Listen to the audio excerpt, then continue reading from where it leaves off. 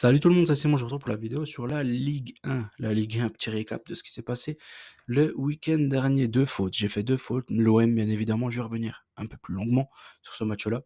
Et Nantes, je pensais qu'ils allaient réussir à faire quelque chose contre le Havre. Au final, le Havre leur a clairement marché dessus tout au long du match. Match limite à sens unique. Donc on peut voir que le 17e Saint-Etienne est à 23-27, 4 points du 13e Nantes. Donc bon, c'est ultra resserré, t'as 5 équipes, hein. 5 équipes en 4 points, hein. Il y a des grosses équipes qui étaient en danger. Je pensais que Angers, ils étaient plutôt tranquilles jusqu'à la fin de la saison. Au final, ils viennent de faire une énorme série dégueu avec 4 défaites. Et ils se retrouvent totalement à la merci des clubs comme Saint-Etienne et Le Havre. Après, Saint-Etienne, Le Havre, la chance qu'a Angers, c'est que ce sont des équipes qui gagnent quand même très rarement. Ils n'ont pas fait 2 victoires de suite depuis X temps, quoi. Donc c'est plutôt ça. Il y a peut-être Le Havre qu'il faut faire quand même attention, parce que mine de rien, c'est peut-être l'équipe qui est la plus en forme dernièrement de toutes ces équipes-là. Je pense que Le Havre, c'est l'équipe la plus en forme, et ils ont un match qui, sur le papier, est plutôt simple pour eux ce week-end. Donc attention à tout le monde. Toutes les équipes qui sont devant, Reims, ils se sont qualifiés en plus hier, en finale de Coupe de France, donc je pense que l'essentiel n'est plus trop au championnat dans leur tête, et attention, ça peut peser très lourd dans la balance au final. Du coup, Strasbourg avait battu Lyon. Ouais, c'était le premier match. Encore un but d'Emega, j'avais dit, Emega contre la défense lyonnaise. Ça peut marcher, ça a marché, bien évidemment. Reims contre l'OM, du coup, j'ai reparlé de ça. Je pense que malheureusement, hein, et à force de s'entêter, le coach fait n'importe quoi. Les meilleurs matchs depuis le début de la saison ont été en tout début de saison. C'est-à-dire qu'il n'y a aucune amélioration. Le jeu se dégrade semaine après semaine. C'est horrible. Tous les meilleurs matchs de l'OM, c'est les 5-6 premiers matchs de la saison. Quand il jouait en 4-3-3, depuis qu'il nous fait son 3-5-2 dégueulasse, Greenwood qui joue pas à sa place, Rabiot qui joue pas à sa place, personne joue à sa place, Luis Enrique qui joue euh, latéral, ça n'a ni queue ni tête, ça ressemble à rien. Les joueurs n'ont pas envie de jouer comme ça. Greenwood, c'est un ailier. Vous regardez les performances de Greenwood en début de saison et actuellement, c'est un désastre parce qu'il joue pas son poste, il a pas envie de jouer, il a pas envie de donner. En fait, c'est compréhensible. Il marquait tous les matchs, on te le met sur le banc et quand on te fait jouer, c'est pas ton poste, mais en fait, t'as envie de te barrer, hein. Ouais, je comprends, mais 100 fois, tu mouilles pas le maillot, mais en fait, c'est limite normal, quoi, j'ai envie de dire. En fait, ils nous flinguent tous nos joueurs. Clairement, ils nous flinguent tous nos joueurs de Zerbi, j'en peux plus. Faut qu'ils partent. Le mercato, là, il nous a ramené Gouiri, Benasser, sans vouloir faire enfance à qui que ce soit. Gouiri, ça n'a jamais été un top player. Et vraiment, ça le sera jamais dans sa carrière. On peut dire tout ce que vous voulez. C'est un joueur moyen de Ligue 1, quoi. Ça n'a jamais été un top joueur. En défense, il y a des lacunes de tous les sens. Que ce soit les latéraux ou les défenseurs centraux. Ils nous ramènent Benasser pour nous faire un huitième milieu de terrain. Et Gouiri, pour au final faire sortir Luis Enrique et le mettre arrière droit, ça n'a ni queue ni tête, ça ne ressemble à rien, ça ne ressemble strictement à rien. Tu dois jouer avec un 9 quand tu joues contre des blocs bas, je pense que la terre entière le sait, mais apparemment De Zerbi, c'est la seule personne sur terre qui n'est pas au courant de ça, qu'une équipe sans 9 contre les blocs bas, c'est trop compliqué à jouer, c'est trop compliqué. Tu peux pas en fait faire des passes latérales sans cesse et tout. Tu te procures une occasion dans le match, voire deux. C'est triste à mourir, c'est triste à mourir. L'OM me dégoûte en ce moment, vraiment, il me dégoûte. Je prends aucun plaisir à les voir jouer, c'est horrible, horriblissime. Tu sais que s'il y a une passe en profondeur dans le dos des défenseurs, à chaque fois, c'est un face-à-face contre Rouli. Rouli, en début de saison, il était ultra performant. Là, maintenant, il se fait marcher par tout le monde. Il se fait marcher dessus par tout le monde. Je suis désolé. On est nul ici, on est nul à chier. L'OM dégoûte tout le monde. L'OM me dégoûte. Je me retrouve pas du tout dans cette équipe. Je me retrouve pas du tout dans cet entraîneur. C'est un pèlerin. Il sert à rien. Il est nullissime. Tous ses choix, c'est des mauvais choix. Qui dégage? Franchement, apparemment, ils en parlent au Milan. Mais qui dégage au Milan? Tout le monde sera content. Franchement, tout le monde sera content.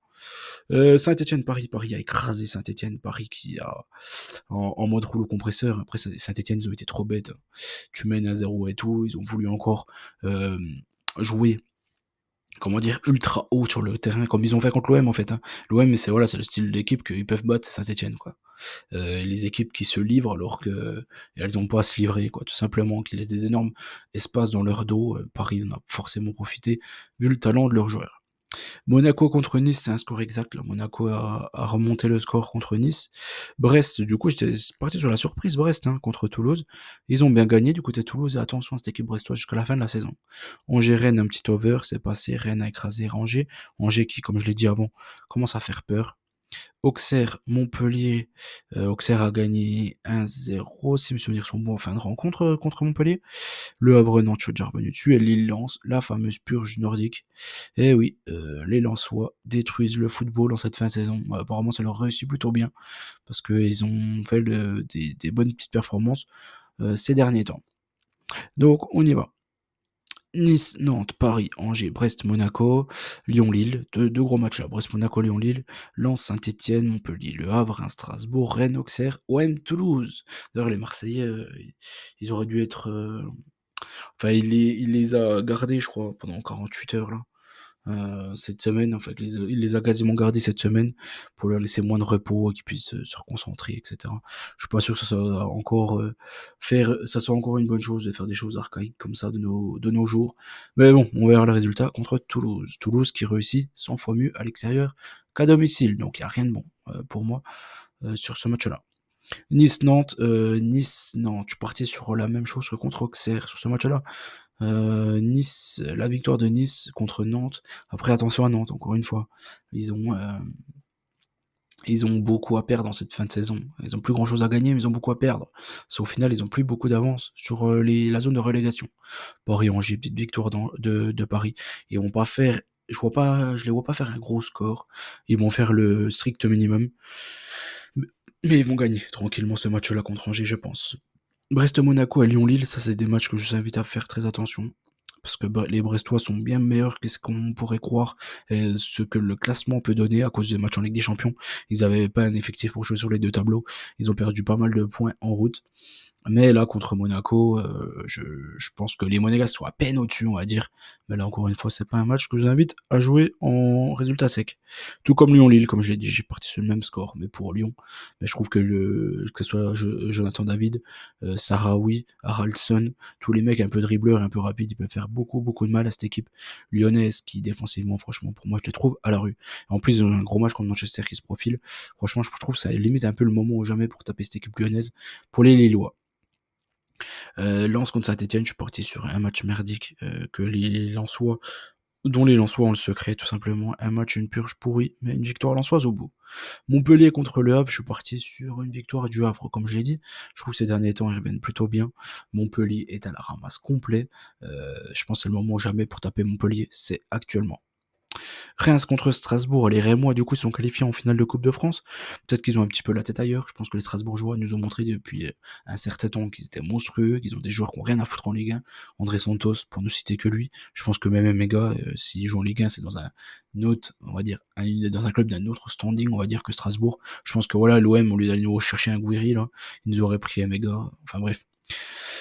Pour revenir là-dessus, mais bon, c'est pas non plus le même niveau de joueur, je sais pas, c'est peut-être certainement pas le même tarif, il y aura peut-être eu 10 millions en plus, mais bon, faut en les mettre pour un joueur qui clairement, marche sur la Ligue 1 actuellement, qu'un Gouiri qui est moyen depuis X temps en Ligue 1.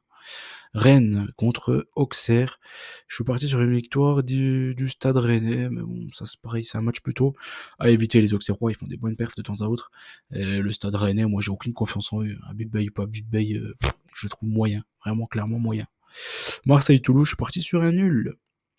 Je suis parti sur un nul parce que l'OM, comme je l'ai dit, me déçoit énormément cette saison et que Toulouse, tous leurs grosses performances, ils les ont fait à l'extérieur et ils donnent du fil à retordre dans beaucoup d'équipes et je trouve qu'en contre-attaque, ils ont tout pour faire mal à cette équipe de Marseille. Ils ont des joueurs vifs et rapides et dribbleurs. Ils auraient dû déjà les gagner à Lyon et je pense qu'ils sont capables d'aller gagner à Marseille. Donc voilà, j'espère que la vidéo vous a plu. N'oubliez pas qu'on gagne, on perd ensemble. Je vous souhaite bonne chance à tous et je vous dis à très vite. Ciao tout le monde.